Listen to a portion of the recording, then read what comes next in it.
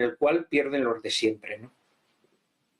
Pues mientras tanto, José Luis, en este contexto y para echar más leña al fuego, estamos pendientes de esta reunión que ha habido de ministros de Asuntos Exteriores de la Unión Europea, un Josep Borrell pues, que ha intentado levantar, de hecho, ha levantado el veto de Hungría para dar a Ucrania los activos rusos congelados y precisamente Hungría, en concreto su ministro de Asuntos Exteriores, Péter Szijjártó, ha desvelado una cuestión y es que ha dicho que precisamente en esta cumbre que se está celebrando en Luxemburgo se espera además que el propio Borrell hable a eso de las 6 de la tarde, hora española, que por cierto se podrá seguir aquí en la señal de Negocios Televisión, pero según dice Szijjártó, Borrell ha dicho que la Unión Europea quiere entrenar a soldados ucranianos en suelo ucraniano. Es lo que está desvelando el propio Péter Szijjártó en un paso más, ¿no?, a lo que estaba comentando antes Adrián, a una guerra europea. Adrián, por esto te quiero preguntar, porque claro, no es la primera vez que se producen reuniones de este tipo y que Hungría, Eslovaquia, bueno, alguien sale y dice, oye, aquí se está hablando de esto, nos alerta, ¿no? Oye, aquí estamos dando pasos hacia una guerra con Rusia. Pues las últimas horas Péter Szijjártó dice, bueno, pues que además de que ha levantado su veto, el propio Borrell está hablando ya de entrenar a soldados ucranianos en suelo ucraniano. Quiero saber qué piensas de todo esto, cuando por cierto se esperan los próximos minutos declaraciones de Macron y Stoltenberg, que hoy tenemos citas importantes. Sí, y el propio primer ministro de Hungría hizo unas declaraciones advirtiendo de que en la Unión Europea la OTAN está pensando en un desembarco masivo ya en Ucrania, ¿no? Bueno, yo creo que el contexto es más o menos el que he comentado antes, ¿no? En el terreno de la guerra, Rusia está ganando, sin ninguna duda, porque recordemos que no estamos hablando de una guerra de desplazamiento territorial, sino una guerra de desgaste. Y el ejército ucraniano está prácticamente destrozado, está ya tapando agujeros como puede, pero en una posición en la que está perdiendo continuamente, se está debilitando continuamente a través por pérdida de material y por pérdida de personas, y el ejército ruso se está fortaleciendo continuamente. Es decir, es una cuestión de tiempo en la que Rusia en principio no tiene prisa, porque digamos, los avances con objetivos territoriales siempre tienen más riesgo, tienen más costes de material y de personas, y no le interesa entrar en esos riesgos mientras pueda mantener la situación actual, aprovechando los pequeños avances que le facilitan esos agujeros del ejército ucraniano. Entonces, en principio esa sería la estrategia. Pero claro, luego está el tema geopolítico, está la OTAN y está Occidente en general, ¿no? ¿Y qué ocurre? Bueno, pues ya es iniciativas de paz, pues efectivamente ha habido más de una. Hubo incluso un preacuerdo de paz, ya sabemos, en marzo del 2022, que fue digamos, impedido desde la OTAN. Y ahora ha habido una propuesta en la que era muy evidente que Occidente iba a decir que no. La propuesta que ha hecho Vladimir Putin pues sería, bueno, fácilmente, yo creo, aceptable por Ucrania, si Ucrania pudiera tomar decisiones en base a sus intereses. Pero ya sabemos que para Occidente los intereses de Ucrania no significan absolutamente nada, porque el objetivo no es Ucrania, el objetivo es Rusia, y Occidente no va a aceptar en ningún momento un contexto en el que Rusia pueda aparecer como ganador de este conflicto, porque el objetivo ya desde los años 90 ha sido someter a Rusia a toda costa. Por eso dimos el golpe de Estado en Ucrania en el 2014 entre la Unión Europea y Estados Unidos para convertir a Ucrania en un verdadero portaaviones contra Rusia, y por eso están ahora en una situación de que como Rusia está ganando la guerra, no hay otra salida que un salto hacia adelante, una escalada. Y, como he dicho antes, está claro que lo que pretenden es dar pasos, pero antes de ir al enfrentamiento directo, intentar conseguir que sea Rusia el que dé ese paso. Y yo creo que todo lo que ha pasado durante este año no tiene ninguna otra explicación. Estamos hablando no de especulaciones, estamos hablando, por ejemplo, de reconocimientos del propio Scholz, cuando nos dice que son los propios militares británicos y franceses los que están operando las plataformas de lanzamiento de misiles contra territorio ruso desde Ucrania. Y dicen, no, Alemania no puede hacer eso. Al final van a acabar haciéndolo como siempre, ¿no? Pero eso el propio Scholz nos lo dijo. Y nos dijo el ministro de Defensa de Polonia, nos dijo, llevar tropas de la OTAN a Ucrania no es en absoluto problemático, porque ya están allí desde hace tiempo. Bueno, algo que todo el mundo sabe, pero así todo el reconocimiento expreso es en sí mismo una escalada, porque lo que se pretende con esa escalada, incluso la verbal, es hacerle más difícil a Rusia no responder. Y se están utilizando todos los medios para intentar conseguir que Rusia responda, que dé un paso, lo que ellos creen un paso en falso, que lleve a un enfrentamiento directo y que justifique ese desembarco de la OTAN en Ucrania donde haga falta, ¿no? Miguel, pues por esto te quiero preguntar, por la propuesta de Putin de hace algo más de una semana, justo antes de esta conferencia de Suiza, y también estas palabras de Péter Szijjártó, el ministro de Asuntos Exteriores húngaro, que alerta, dice que Borrell está hablando de entrenar a soldados ucranianos en Ucrania, precisamente lo que propuso el presidente francés, lo que propuso Emmanuel Macron. Quiero preguntarte por esto y cómo nos acercaría un conflicto con Rusia, si sería o no una escalada. Bueno, tres cosas. La primera, voy a ir a la parte final antes de nada. Que todo el mundo que nos está viendo descarte de que vaya a haber una guerra nuclear. No la va a haber, porque al primero que no le interesa que haya una guerra nuclear es al ruso. Y a pesar de lo que dice Adrián, a ningún político occidental le interesa. Yo no creo que además haya ambiente prebélico en la calle. Paso número uno. Eso quizás sea lo último, pero yo creo que lo más importante. Lo segundo, sobre el tema de las tropas y el entrenamiento.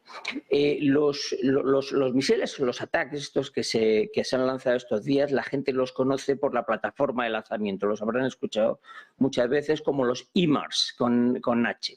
Estos son misiles balísticos de rango medio, entre 150 y 300 kilómetros, y son misiles de alta precisión, es lo que caracteriza. Son misiles de ataque, no son misiles de defensa, y son baterías que se aprenden a manejar relativamente rápido. Es decir, no necesitan un entrenamiento tan brutal como puede necesitar un piloto de un caza.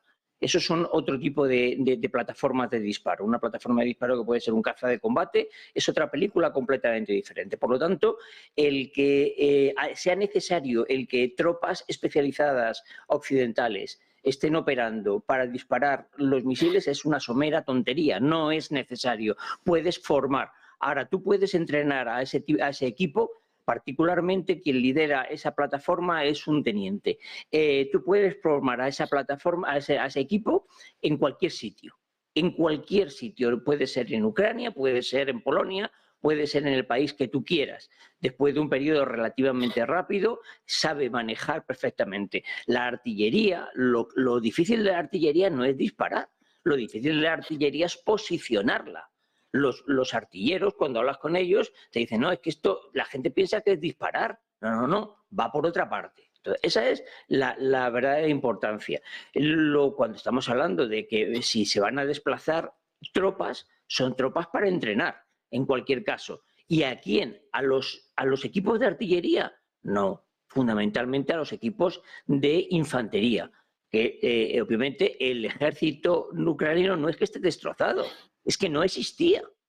Es que no existía cuando empezó la guerra. Y si no, recordamos todos que hubo una leva masiva donde se cogió a todo aquel que tenía más de 18 años y quiero recordar que menos de 60 o una edad larguísima. Para que todo el mundo lo entienda, ya no, pero en su momento cuando había reservistas, yo era uno de ellos, éramos reservistas hasta los 35 años. Es decir, yo fui oficial del ejército y estuve 10 años en la reserva y después ya me liberaron absolutamente de todo.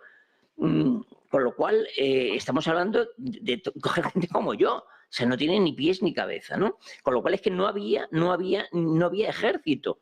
Entonces, lo que ha destruido Putin sencillamente es algo que no existía, porque era gente de a pie que no tenía ni idea de usar armamento y que encima no lo tenía y que se lo tenías que enviar desde Occidente. Contra esa gente se luchaba un ejército, el ruso. Entonces, ¿lo van a tomar esto los rusos como un ataque y van a mandar misiles? Yo estoy convencido que no, porque lo primero que no les interesa es a ellos. Y el acuerdo es al que yo me he estado refiriendo en la parte anterior, donde El acuerdo que proponía Putin, que era que me das un trozo más de lo que tengo para completar mis regiones y adicionalmente, y es a lo que no se tragó bajo ningún concepto, la OTAN acepta o Ucrania acepta que no entrará en la OTAN, todo ese tipo de cosas que dicen, bueno, ya te has pasado. Yo creo que te diésemos lo que hay hasta ahora ya es más que suficiente. Precisamente el que yo creo que no está de acuerdo en que eso ocurra no es Occidente, es el ucraniano. El ucraniano no está dispuesto a que después de todo esto ahora se le dé al ruso lo que ha conquistado. Pero es que precisamente el ucraniano aquí en esa parte no tiene ni voz ni voto. Bueno, pues pendientes de la OTAN, del envío de tropas a Ucrania, seguro que se va a hablar en los próximos minutos. Se espera eso de las 5 de la tarde. Comparecencia de Macron, del presidente francés, también de Jens Stoltenberg, el por ahora secretario general de la OTAN.